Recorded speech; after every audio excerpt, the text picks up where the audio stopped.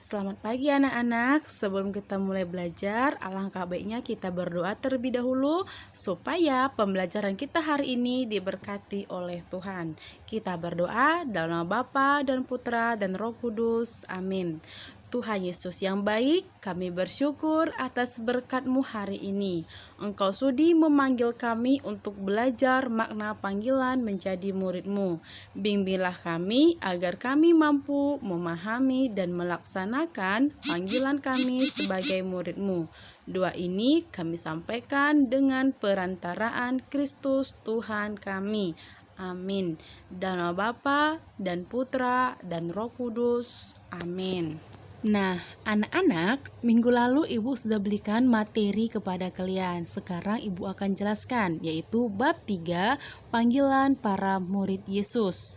Nah, sebelum kita membahas panggilan murid Yesus, mari kita sama-sama menjawab 3 pertanyaan yang sudah ada di PPT Ibu.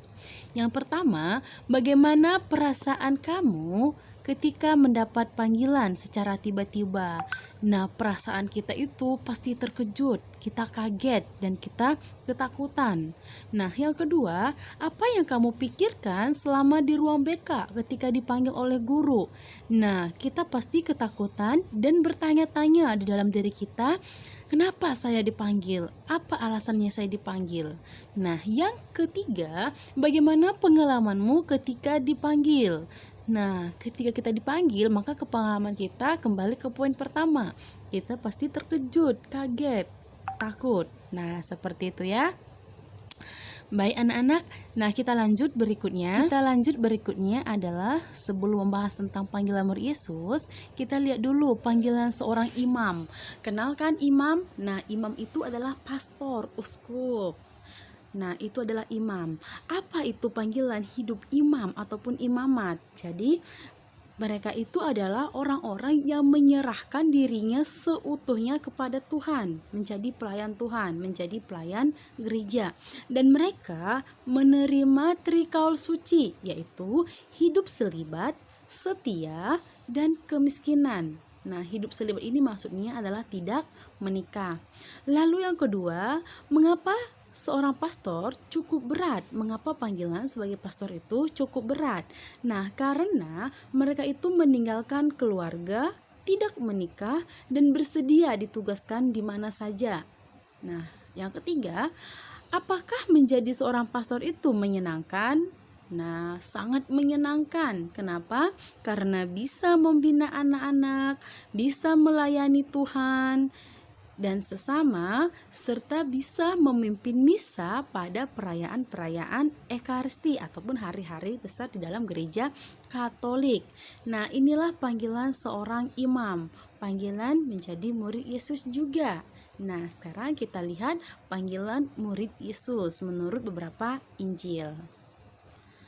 Nah, kita lihat panggilan murid Yesus. Nah, ada yang tahu pertanyaan-pertanyaan berikut ini. Yang pertama, siapa saja yang dipanggil menjadi murid Yesus?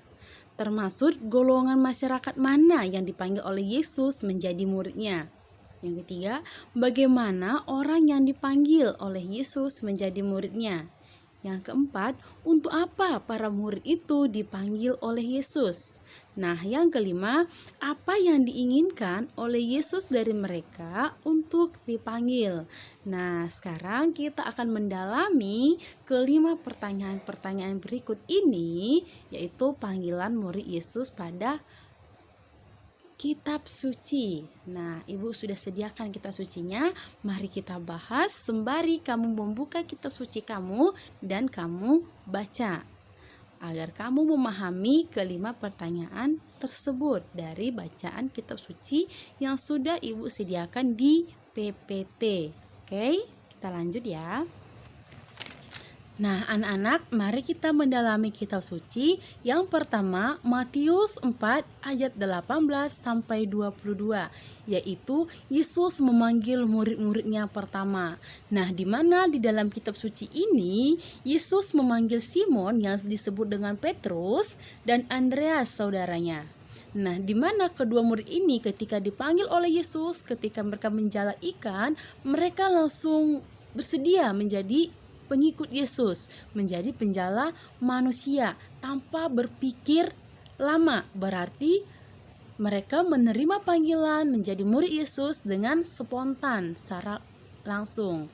Nah, lalu kita lihat yang kedua itu adalah Matius 5 ayat 27 sampai 62, yaitu Lewi pemungut cukai mengikuti Yesus, yaitu Zakeus. Nah, ketika Zakeus dipanggil Yesus menjadi muridnya, Zakeus juga langsung bersedia menjadi murid Yesus.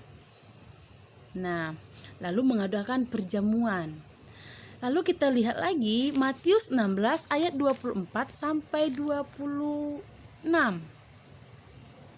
Ya, yaitu syarat-syarat menjadi murid Yesus. Nah, jadi anak-anak, syarat-syarat menjadi murid Yesus ini ada ya syarat-syaratnya ya. Nah, apa itu syarat-syaratnya, Miss? Nah, syarat-syaratnya itu adalah kita harus bisa menyangkal diri, berarti tidak mengikuti keinginan daging kita. Kita harus bisa mengikuti keinginan dari Yesus sendiri. Lalu kita harus bisa memikul salib, memikul penderitaan kita harus bisa, tidak boleh mengeluh. Lalu kita harus bersedia mengikuti kemanapun Yesus pergi. Nah, itu dia ya. Oke, lalu kita lihat Lukas 9 ayat 57 sampai 62. Maaf ya nak, terbalik ya, nanti kamu perbaiki. Oh, bukan. Nah, jadi di Lukas 9 ayat 57 sampai 62. Nah, di mana ketika Yesus memanggil mereka menjadi muridnya, mereka berpikir dulu. Nah, mereka tidak menjawab panggilan murid itu dengan spontan, tetapi mereka berpikir dulu dan meminta kepada Yesus supaya dia pamit dulu kepada orang tuanya bahwa dia menjadi pengikut Yesus. Nah, jadi anak-anak, dari yang Ibu jelaskan ini bahwa panggilan menjadi murid Yesus itu ada yang dipanggil dan menjawab dengan spontan, ada yang berpikir-pikir dulu, dan ada yang bersedia menjadi murid Yesus. Nah, anak-anak sampai di sini mengerti ya? Nah, kalau mengerti, sekarang kita akan lanjut lagi.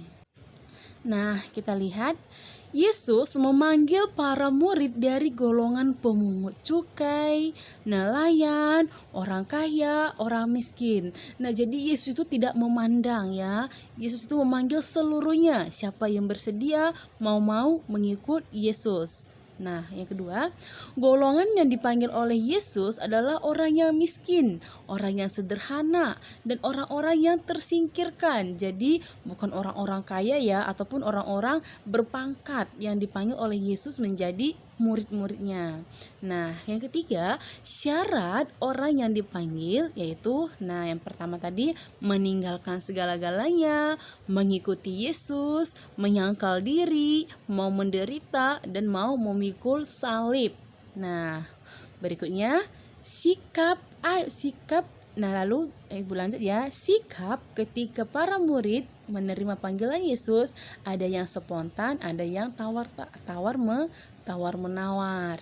Nah, berikutnya apa yang diinginkan oleh Yesus dari para murid? Nah, yang diinginkan oleh Yesus adalah membantu Yesus untuk mewartakan kerajaan Allah, untuk melaksanakan tugas perutusannya. Nah, jadi anak-anak, pertanyaan yang tadi udah terjawab ya. Sampai di sini, paham ya? Nah, sekarang kita lihat nama-nama murid Yesus. Ada 12 nama-nama murid Yesus atau 12 rasul, yaitu Simon, Andreas, Yakobus anak Zebedeus, Yakobus anak Alfeus, Yohanes, Matius, Filipus, Bartolomeus, Thomas, Tadeus, Simon orang Zelot, dan Yudas Iskariot. Nah, jadi semua murid-murid ini dipanggil oleh Yesus untuk ambil bagian dalam tugas dan perutusannya, yaitu mewartakan kabar gembira ataupun kabar keselamatan kerajaan Allah ke seluruh dunia. Nah, seperti itu. Sampai di sini anak-anak sudah mengerti? Oke, kalau mengerti kita lanjut. Baik anak-anak, Miss ulang. Syarat-syarat menjadi pengikut Yesus tadi harus senasib dengan Yesus, berani melepaskan keterikatan dengan keluarga dan duniawi, orang siap untuk memikul salib, orang yang berani mengorbankan miliknya untuk orang lain, berani menyangkal diri, mau tinggal dengan Yesus, percaya bahwa Yesus adalah seorang Mesias. Nah, ini tambahan ya, tambahan yang tadi Bu jelaskan tentang syarat-syarat menjadi murid Yesus. Kita lanjut ya nak. Nah, jadi berikutnya itu sikap apa yang dituntut sebagai murid Yesus. Nah, sikapnya adalah kita mau datang kepada Yesus lewat apa? Lewat kita berdoa kepada Yesus, lewat mendengarkan firman-firman-Nya, lewat kita membaca kitab suci. Nah, yang kedua, memahami siapa Yesus dan apa maksud panggilan Yesus. Nah, kita harus memahami siapa Yesus itu, bagaimana sifat-sifat Yesus itu. Nah, kita dipanggil Yesus untuk apa? Nah, terus tinggal bersama Yesus dan menjalin hubungan pribadi yang lebih mendalam bersama Yesus. Ketika kita sudah tahu siapa Yesus, bagaimana sifat-sifat Yesus, untuk apa kita dipanggil oleh Yesus, lalu kita bukan hanya berkata-kata, tetapi menerapkannya di dalam kehidupan kita sehari-hari. Nah, itulah sikap yang dituntut sebagai murid Yesus dalam melaksanakan tugas perutusan mewartakan kerajaan Allah. Oke anak-anak, sampai di sini mengerti ya. Ingat, panggilan murid Yesus itu selalu diawali oleh inisiatif dari Yesus sendiri. Seperti itu. Tapi pada zaman sekarang ini, panggilan murid Yesus itu adalah kemauan kita untuk datang kepada Yesus, mendengarkan Yesus. Kita lanjut ya. Nah, kita lanjut. Makna menjadi murid Yesus. Apa sih makna kita menjadi murid Yesus? Yang pertama, hidup kita itu akan diarahkan oleh firman-firman Tuhan. Berarti oleh kebaikan-kebaikan Tuhan. Kita hidup dalam kasih, saling berbagi, saling terbuka, saling menolong, saling menghormati. Lalu yang ketiga, bersatu dengan Yesus dengan menghasilkan kebaikan. Yang keempat, panggilan Yesus dituntut untuk adanya suatu perubahan hati, yaitu pertobatan. Nah, jadi anak-anak, ketika kita menjadi murid Yesus, ketika kita bersedia mengikuti Yesus, maka inilah makna yang ada di dalam diri kita. Kita menjadi lebih baik. Kita bertobat dari kebiasaan-kebiasaan buruk menjadi lebih baik. Nah, sekarang menjadi perenungan kita adalah siapakah kita? Nah, tanpa Yesus kita tidak ada apa-apanya. Tanpa Yesus kita tidak bisa hidup seperti sekarang ini. Nah, siapakah kita? Kita ini adalah hanya manusia ciptaan Tuhan yang segambar dan serupa dengan Tuhan. Untuk itu, mari kita merenungkan, meresapkan, dan melaksanakan tugas panggilan kita sebagai murid Yesus, baik itu sebagai anak, apa tugas kita sebagai anak di rumah, kita harus jalankan dengan baik. Sebagai anak di sekolah, apa tugas kita sebagai anak di sekolah, kita harus menjalankannya dengan baik. Dan sebagai murid Yesus, apa tugas kita sebagai murid Yesus, kita harus menjalankannya dengan baik. Nah, seperti yang sudah kita bahas dari sebelumnya. Oke, kita lanjut ya. Tujuan seseorang dipanggil. Nah, ada bentuk positifnya dan ada bentuk negatifnya. Nah, bentuk positifnya itu adalah untuk berorganisasi, untuk mengerjakan tugas sosial, untuk membantu sesama yang membutuhkan. Bentuk negatifnya adalah untuk pesta miras, untuk membolos, untuk merusak milik umum. Nah, ini tidak perlu dicontoh ya, untuk bentuk-bentuk negatifnya ini tidak perlu dicontoh. Nah, itu bukan merupakan hal yang baik yang perlu dicontoh, cukup untuk dilihat dan jangan dilakukan. Oke anak-anak, kita lanjut ya. Kita lanjut menjadi murid Yesus zaman sekarang. Nah, di dalam Matius 28 ayat 19, karena itu pergilah, jadikanlah semua bangsa muridku dan baptislah mereka dalam Bapa dan Putra dan Roh Kudus. Nah, jadi ketika para murid itu sudah berhasil memotong kerajaan Allah, mereka mencari seluruh umat Allah, lalu mereka dibaptis menjadi anak Allah. Jadi kita sendirilah yang datang kepada Yesus. Lalu Yesus memanggil kita semua dalam hubungan guru dan para murid. Para murid dipanggil Yesus dari berbagai profesi pada zaman sekarang ini. Ada yang pastor, ada yang suster, ada pendeta, ada guru, dan ada kita sebagai umat Allah ataupun kaum awam. Nah, zaman sekarang muridlah yang datang dan belajar lewat sabda Yesus melalui kitab suci dan firman-firman-Nya di gereja. Nah, itulah perbedaannya. Tidak terlalu berbeda ya, hanya sedikit saja perbedaannya ya. Oke.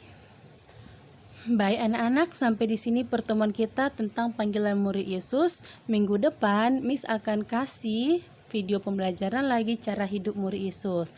Kalau ada yang bertanya, boleh ditanya di WA group ya. Mari kita akhiri pembelajaran kita pada hari ini dengan doa penutup. Di dalam nama Bapa dan Putra dan Roh Kudus. Amin. Tuhan Yesus, terima kasih atas berkat-Mu hari ini. Sekarang kami sudah selesai belajar. Semoga Tuhan, apa yang kami pelajari pada hari ini dapat kami pahami dan kami terapkan juga di dalam hidup kami sehari-hari sebagai murid-Mu. Nah, bantulah kami Tuhan untuk memahami panggilan kami sebagai murid-Mu, baik sebagai anak di rumah, sebagai anak di sekolah, dan terutama sebagai anak makhluk ciptaan-Mu. Kami serahkan Tuhan seluruh hidup kami ke dalam tangan pengasihan-Mu. Kami puji dan kami sembah Engkau Bapa, sekarang selalu sampai selama-lamanya. Amin. Dalam nama Bapa dan Putra dan Roh Kudus. Amin. Baik anak-anak, sampai ketemu minggu depan, yaitu cara hidup murid Yesus. Jika ada pertanyaan, silahkan ditanya kepada Ibu. Tetap semangat PJJ di rumah, jaga kesehatan, jika keluar rumah memakai masker, dan jaga jarak. Oke, kita juga sama-sama berdoa supaya pandemi segera berlalu dari negara kita Indonesia tercinta, agar kita dapat berkumpul kembali di sekolah untuk belajar bersama-sama, menuntut ilmu bersama teman-teman dan guru kamu. Selamat pagi dan sampai jumpa.